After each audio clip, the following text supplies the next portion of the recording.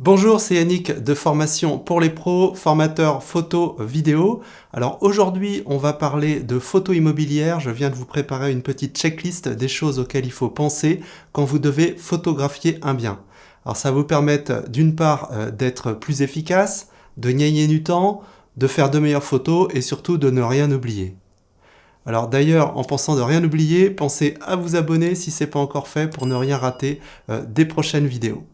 Le premier conseil, la première chose à faire dans cette checklist, c'est déjà de choisir le bon jour et la bonne météo. Ça paraît évident, mais pourtant quand on regarde les photos, on voit que des fois, ça n'a pas été le cas du tout. Donc dans la mesure du possible, je sais que c'est pas toujours facile, mais si possible, essayez de choisir déjà des heures où la lumière sera meilleure, c'est-à-dire plutôt le matin, pas trop tard, et en soirée, mais pas trop tard non plus, sinon il n'y aura plus assez de lumière. Et ensuite, eh bien, en fonction de la météo, bien sûr, s'il y a du soleil, ce sera beaucoup plus facile d'avoir de bonnes photos. Donc essayez d'organiser votre emploi du temps par rapport à ça, mais c'est vraiment très très important pour le rendu final.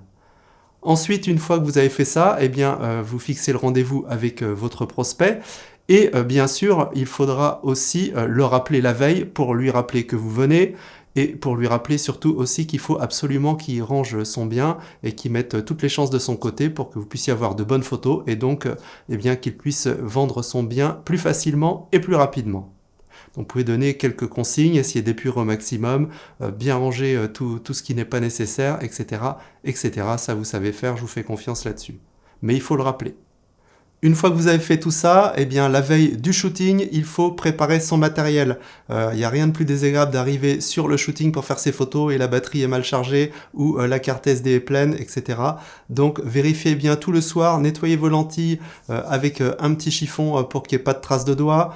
Ensuite, rechargez vos batteries, vérifiez s'il y a de la place sur la carte mémoire et je vous conseille d'ailleurs d'avoir 2 batteries et 2 cartes mémoire, comme ça en cas de souci, eh bien, vous ne vous trouvez pas un peu bête devant le client, bah zut, je vais être obligé de revenir, j'ai plus de batterie ou j'ai plus de place sur ma carte mémoire. Ça fait pas très professionnel. Donc tout ça, ça se prépare la veille. Moi, avant chaque shooting, quel qu'il soit, photo, vidéo, immobilier ou pas, je vérifie toujours le matériel, mes cartes, mes batteries, les objectifs que je vais prendre, etc., etc.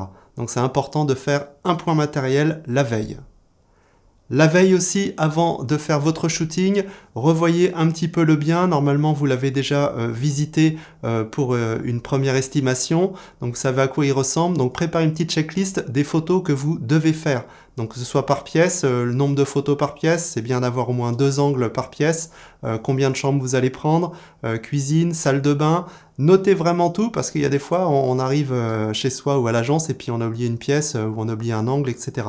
Donc, notez bien tout ça.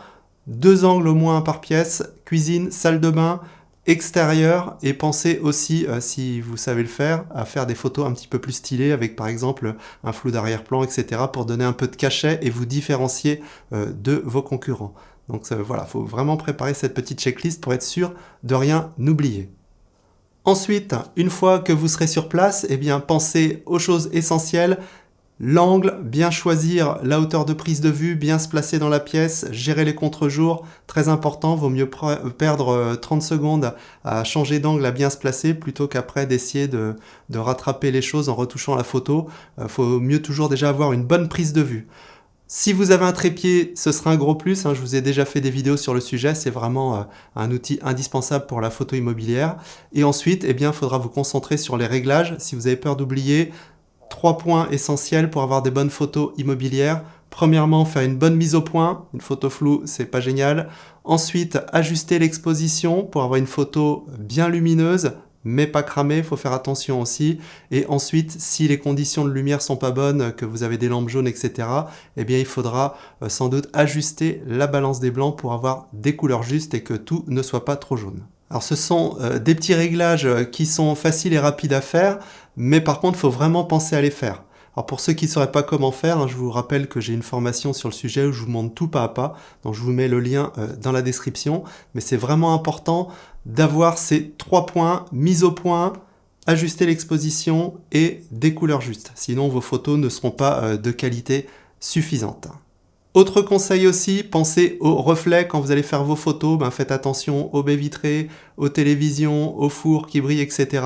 Voilà, ça c'est un truc à noter aussi sur votre sur votre checklist, comme ça avant de partir, vous vérifiez et si vous dites tiens peut-être dans cette pièce j'ai un doute, vous regardez de nouveau les photos pour voir si on ne vous voit pas dans la glace ou dans le four et éventuellement si c'est le cas, vous la refaites.